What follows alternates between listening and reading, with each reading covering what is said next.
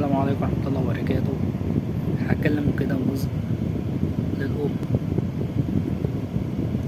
يا أمي، يا حبيبتي، يا غالية عليا والحنية عليا، وقلبك زي الأبيض والحنية زي الأبيض وزي الفل وزي الورد الأحمر والورد الفل والورد الياسمين والحنية على الابن والبنت.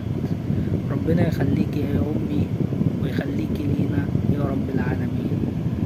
الأم أي حد تعبان ماشي الأم بتجري عليه عشان هي بتقول له ربنا يشفيك، شفت الله عافاك.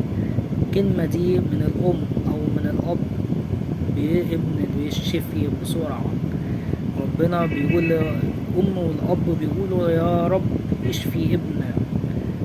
ربنا كله ده بيوصل ربنا سبحانه وتعالى عشان ربنا يشفيك ويزع عنك.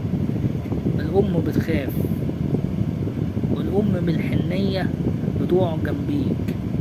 الأم الحنية بتقف وراك وفي ظهرك وفي كل حاجة اللي انت عايزها. الأم هي رقم واحد. الأم حنية والقلوب. الأم هي السند والظهر.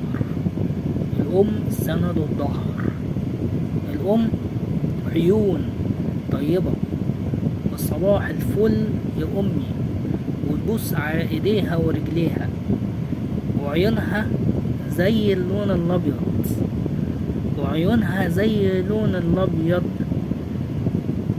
وانت بتقول لها يا أمي انتي زي الأبيض الفل، وعطري فمك بصلوات الحبيب المصطفى عليه أفضل الصلاة والسلام. انتي عاملة زي لبس الأبيض، وانتي عاملة زي لبس الفل وياسمين وخير المؤمنون. يا رب يحميك يا أمي وخليكي ليا يا رب العالمين.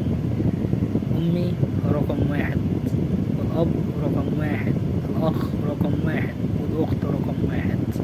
ربنا يخليك